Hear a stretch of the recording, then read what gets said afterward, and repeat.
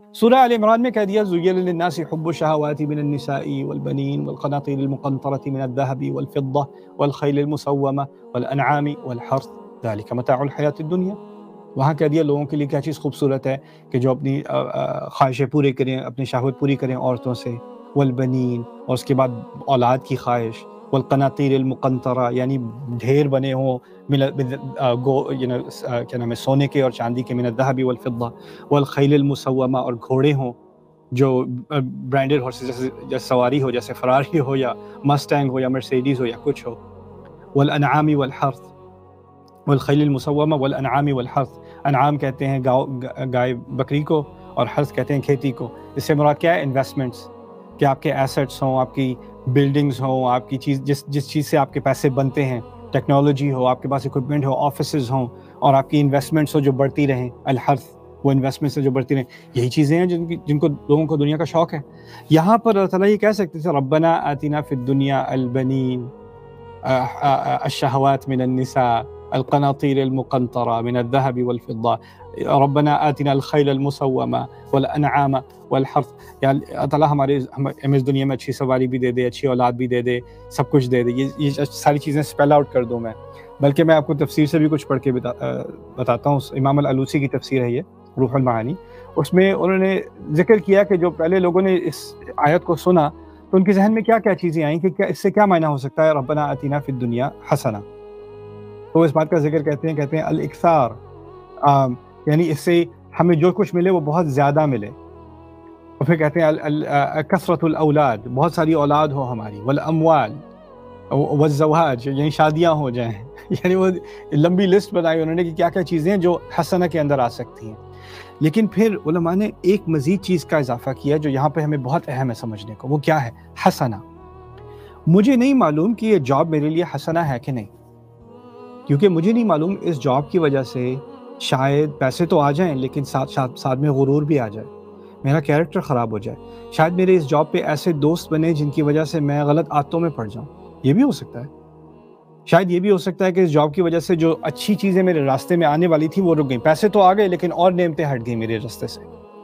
تو اصل میں جو ہم اللہ تعالیٰ سے مانگ رہے ہیں نا وہ یہ ہے کہ یا اللہ مجھے ایسی چیز دے جو مجھے تو بظاہر تو ہر چیز اچھی لگتی ہے لیکن وہ اصل میں بھی اچھی ہو، اور اچھائی کی اصل ڈیفینیشن آپ کے پاس ہے۔ عسیٰ ان تحبوا شیئا وہو شر لکم، ہو سکتا ہے تمہیں کوئی چیز بہت اچھی لگتی ہو وہ تمہارے لیے خراب ہے، تمہارے لیے بری ہے۔ وعسیٰ ان تکرہوا شیئا وہو خیر لکم، اور ہو سکتا ہے تمہیں کوئی چیز بہت بری لگتی ہے وہ تمہارے لیے اچھی ہے۔ ایک دوست تھا میرا، اس نے پہلے مسلمان نہیں تھا، ہندو تھا، تو اس کی بڑی خواہش تھی کہ وہ میڈیکل اسکول میں جائے، اس کو داخلہ ہی نہ ملے، بڑے پرفیکٹ اس کے اسکورز تھے، اس کو داخلہ نہیں ملا، لیکن پھر اس نے اپنا کریئر سوئچ کیا، پروگرامنگ کی طرف گیا۔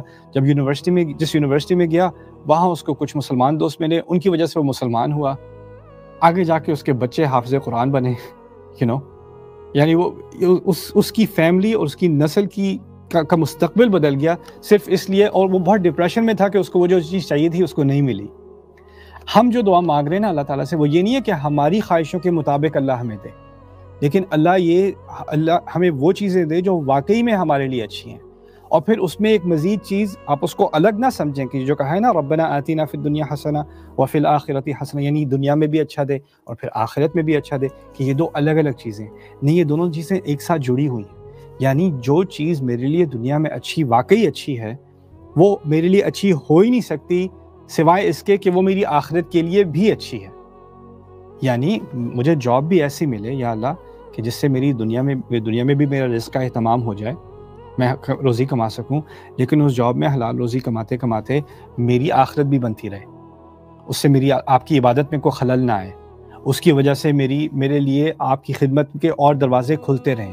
یعنی دنیا میں جو اچھی چیز ہوگی اس کا آخرت کے بنانے کے بھی آپ کو موقع ملیں گے۔ ربنا آتنا فی الدنیا حسنہ وفی الآخرۃ حسنہ، یہ اصل میں ایک کمبائنڈ ویو ہے۔ اس کا مطلب یہ نہیں کہ میں دولت کے پیچھے ہوں، میں ایسی دولت کے پیچھے ہوں جس سے دنیا میں بھی اللہ تعالیٰ روٹی دے دے اور پھر آخرت میں بھی دولت کما لوں میں، یعنی اس دولت کی وجہ سے میں زیادہ صدقہ دے سکوں، اس دولت کی وجہ سے میں لوگوں کی مدد کر سکوں، اس دولت کی وجہ سے میں اپنی تعلیم میں اپنے دین کی تعلیم میں اضافہ کر سکوں، میں اس کا صحیح استعمال کر لوں۔ اسی طرح اگر مجھے ایبیلٹی دی ہے، مجھے ٹیلنٹ دیا ہے، مجھے صحت دی ہے، مجھے توانائی دی ہے، جو بھی کچھ مجھے دیا ہے، جو مجھے دنیا میں واقعی کچھ اچھا اس سے لگ رہا ہے، اب میں سوچوں جو چیز مجھے اچھائی دے رہی ہے دنیا میں، اس سے میں آخرت کی اچھائی کیسے تیار کروں؟ وَأَنفِقُوا مِمَّا جَعَلَكُمْ مُسْتَخْلَفِينَ فِيهِ، اللہ تعالیٰ کہتے ہیں کہ جو چیزیں تمہیں دی گئی ہیں، جو چیزیں پیچھے تمہارے ساتھ چھوڑی گئی ہیں، ان میں سے خرچ کیا کرو۔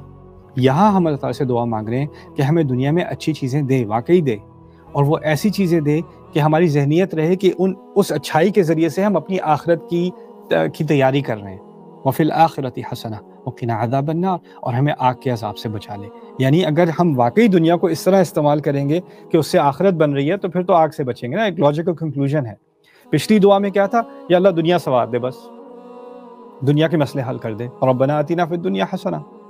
اس کا تو آخرت سے کوئی تعلق ہی نہیں ہے، آخرت کوئی الگ چیز نہیں ہے، یہ ہماری دنیا کے ساتھ جڑی ہوئی ہے۔ اور یہ اتنا خوبصورت دین ہے کہ اگر انسان حلال کمائی کما رہا ہے تو اصل میں آخرت بھی کما رہا ہے اسی وقت۔ اگر شادی کے ذریعے سے اپنی خواہشات پوری کر رہا ہے تو شادی کرنے میں بھی اس کو عبادت ہے۔ اگر اولاد کی تربیت کر رہا ہے، اولاد کو دیکھ کے مجھے خوشی ہوتی ہے، لیکن اولاد کی صحیح تربیت بھی عبادت ہے۔ تو ہر چیز عبادت بن جاتی ہے۔ آپ جاب پہ ڈرائیو کرتے ہوئے جا رہے ہیں، محنت کر رہے ہیں، اور اس محنت کی وجہ سے آپ اپنی فیملی کو پرووائڈ کر رہے ہیں، تو آپ ٹریفک میں پھنسے ہوئے، وہ ٹریفک میں پھنسا ہونا آپ کے لیے عبادت بن گئی۔ ربنا آتنا فی الدنیا حسنہ، تو آپ نے جو چیزیں استعمال کی ہیں اچھے جائز اللہ تعالیٰ کے حلال دائرے کے اندر حرام سے دور رہتے ہوئے، وہ تمام چیزیں عبادت بن جاتی ہیں۔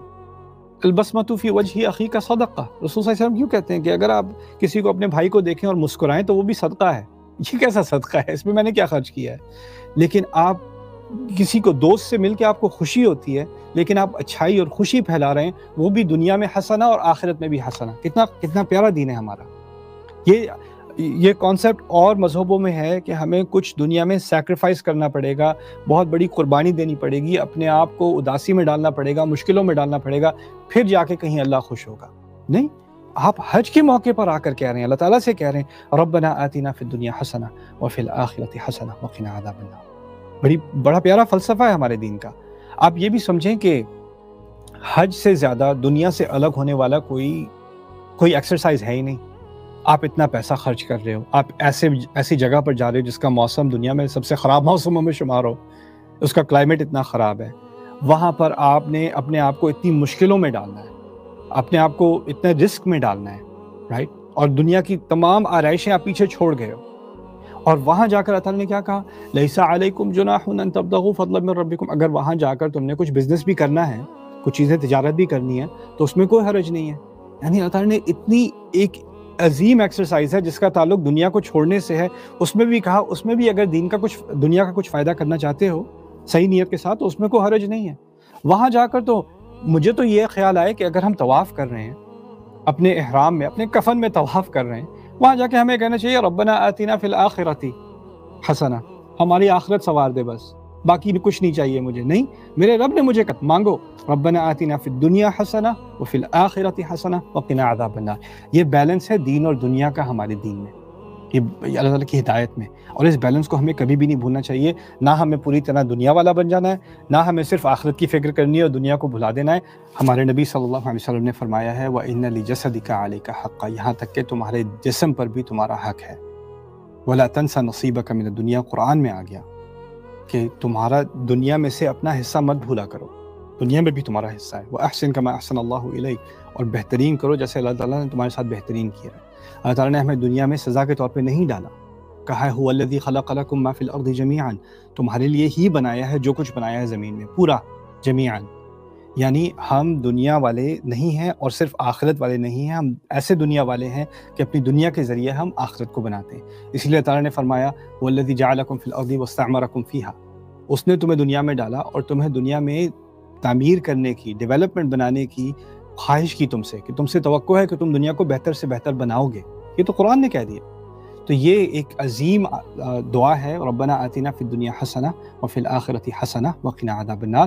میری دعا ہے کہ ہمیں اس دعا کو صحیح معنی میں کرنے کی توفیق ملے، اور ہماری یہ دعا اللہ تعالیٰ ضرور قبول کرے۔